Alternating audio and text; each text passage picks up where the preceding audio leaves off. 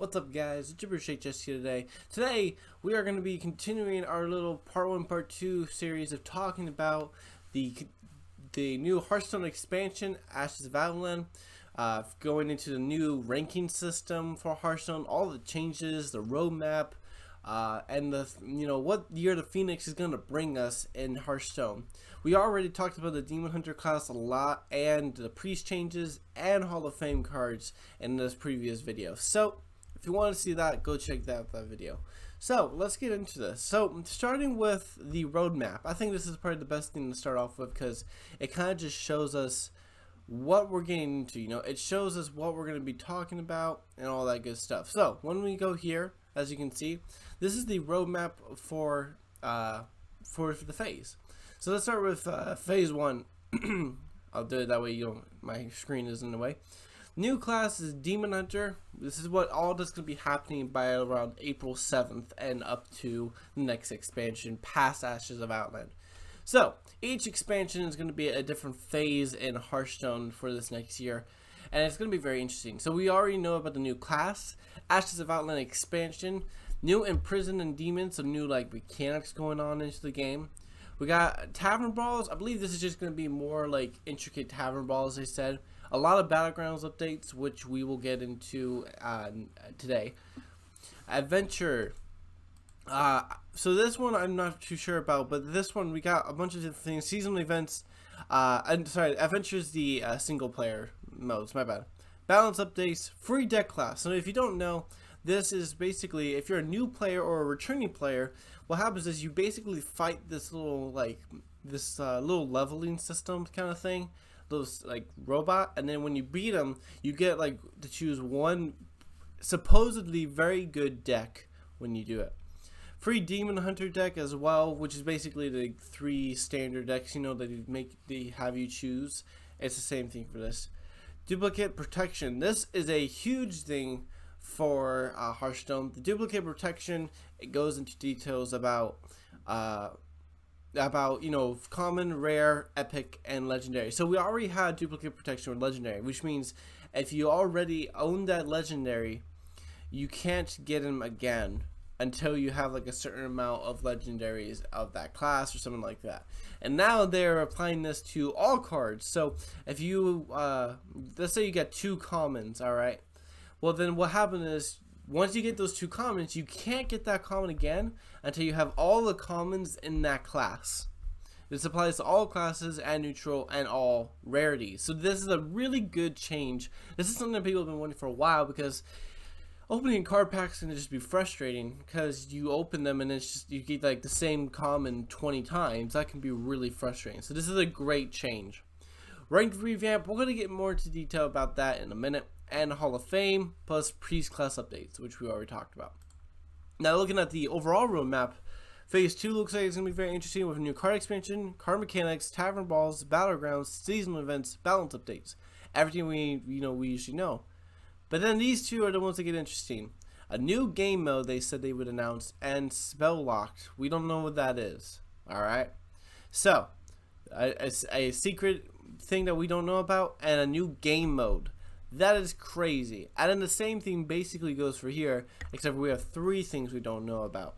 So, new game mode is pretty big. I think what they're trying to do is Battlegrounds has been such a huge success for them, is that they're trying to change the way that they approach Hearthstone. And if you guys haven't noticed, this is a great time to be a Hearthstone fan. With Battlegrounds doing great, and all these changes coming to Hearthstone are things we've been wanting for a while, and it really shows that this new development team, they're not afraid of breaking the barriers around us.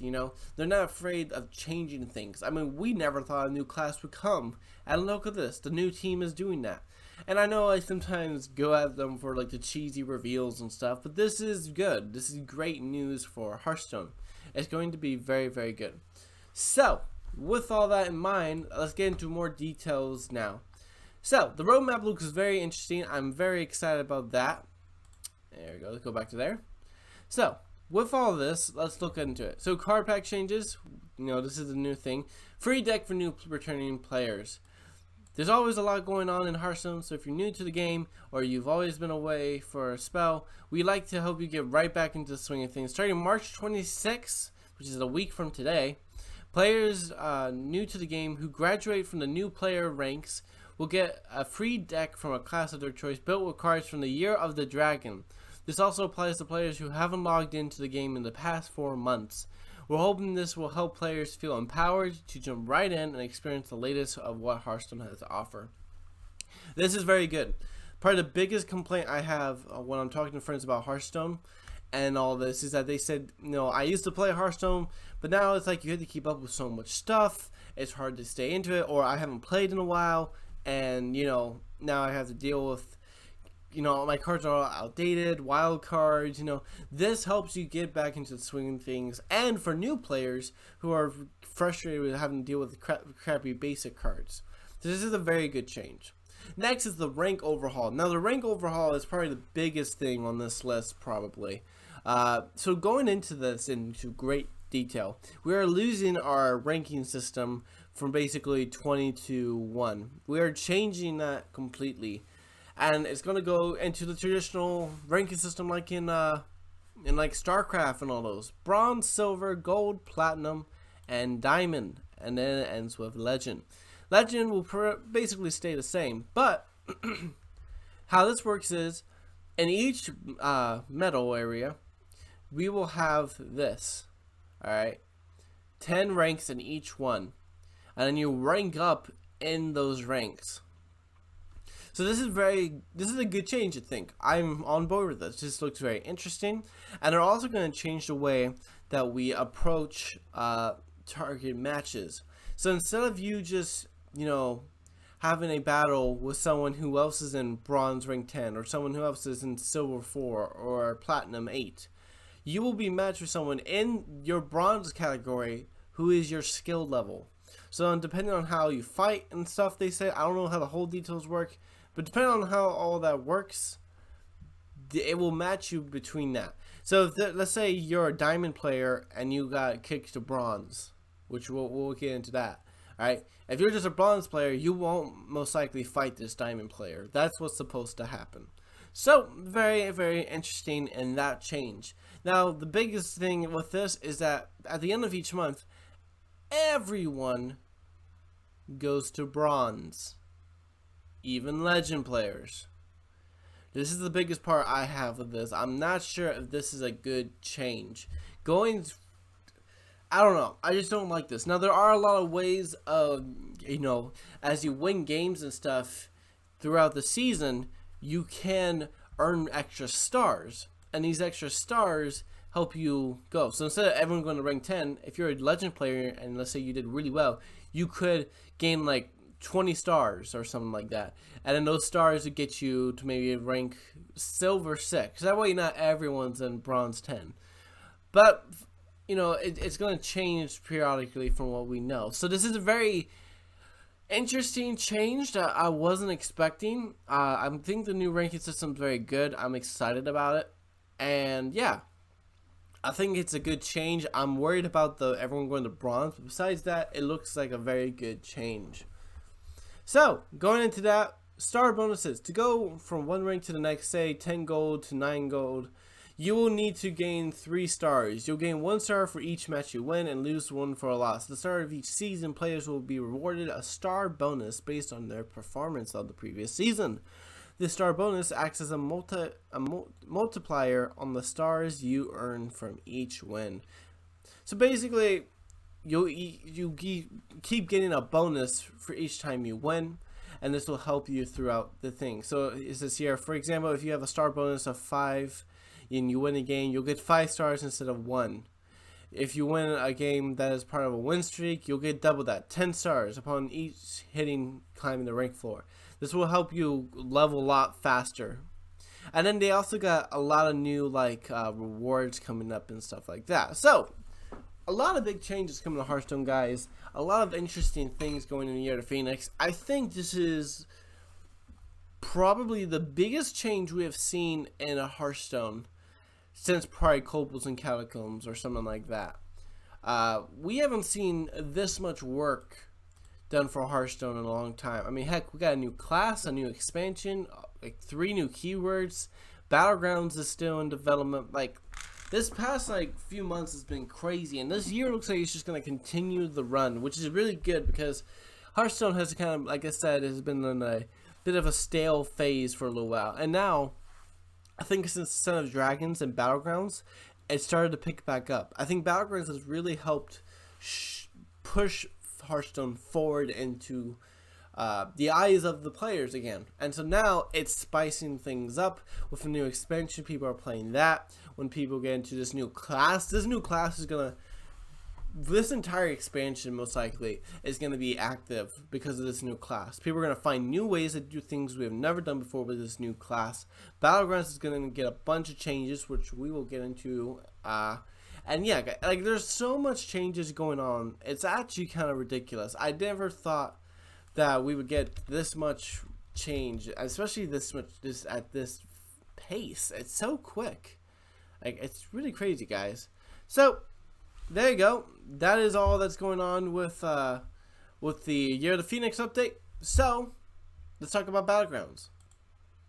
So here's the new updates going on for Battlegrounds. So this is gonna be the meaty part right here, guys.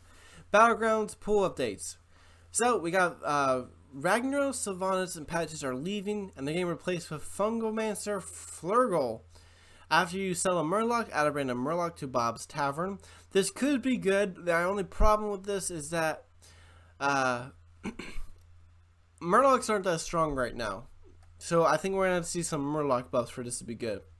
Sir Finley Murgaton is coming back, but with a whole new hero power. It's a passive hero power, and it discovers a new hero power at the start of the game. So you can choose from all the 40 if I'm right. Alright, Professor Putreside's coming back, and he's saying the exact same with Rage Potion. 1 coin, give a friendly minion, plus 10 attack for the next turn only. So I think this is good. I don't think many people like these 3 heroes, so I think it's good to see them go. Next is, these are some updates, changes coming to the heroes. So this is a buff for Lich King. It's now give a friendly minion reborn for the next combat only. So now you get to choose your minion. It's not the rightmost minion anymore. So that is very, very good. Dream Portal. At the start of your turn, add a dragon to Bob's Tavern. So this is pretty good. At the start of your turn, add a dragon to Bob's Tavern. It used to be cost 1 refresh and add a dragon to Bob's Tavern. So this is a buff. When you refresh, it automatically does this every time, which is very, very strong for you, Sarah. So now we got Pyramid, brick by brick. It now adds 4 health instead of 3. Good change. These are just good buffs. With this one, Millhouse Maelstrom, you start with 3 gold instead of 2. I think this is actually a pretty crucial change because all it does is it'll help you gain a lot more momentum quicker into on turn 2, because then you'll be able to just buy 2 minions right away. So very, very strong. King of the Beast is one of my personal favorites. He is going back to the way he used to be. Give it 1-2. I think what they did is the really powerful ones at the time were nerfed, and then they start introducing all these new heroes, and now they're buffing them again to help them even out the scale. So I'm excited about that. Millhouse, Maleficent, and Mana Storm. Now mechs in Bob's Tavern have +2 attack. This is pretty major if you can get your mechs going on pretty strong, especially like that. But I feel like it's still insignificant. It's still too little, too late, and it's not nearly as good as if they were all 1-1. Deathwing is getting a nerf. All minions have +2 attack instead of the 3. Deathwing has been one of my favorite heroes that's been added recently, so I'm glad it's not getting removed, but I still wish that we could, I wish that it was +3 attack. Reno Jackson is getting a buff. Make a friendly minion golden for only 3 gold. It still only happens once per game. Savannah High Main, 4 costs, it goes from a tier 5 to tier 4. This is a good change. Herald of Flame, it goes from 4 health to 6 health, which is a pretty crucial change, because the problem with Herald of Flame is that he would just die and it was annoying. So I think this is very good. Zero Time is going from 2 attack to 3. I still think this card isn't that good, so not much there. Calico's Arcane Aspect. It used to be 2 attack, 8 health. Now it's 4 attack, 12 health. So that's pretty crucial. That extra health is probably the biggest change there, but the attack is really good too. Nathrezim Overseer is now getting a nerf from being a 2/4 to a 2/3. And a huge change for Twilight Emissary. We got it from going from a tier 5, 6 attack and 8 health, and giving a dragon 3/3, to a tier 3, 4 attack, 4 health, and give a dragon 2/2. So this is pretty crazy. It's basically going from a huge late game dragon to a really strong mid game dragon. And I think this is better because it wasn't that powerful in the late game because it was a little too little too late in a way. So I think this is a good change.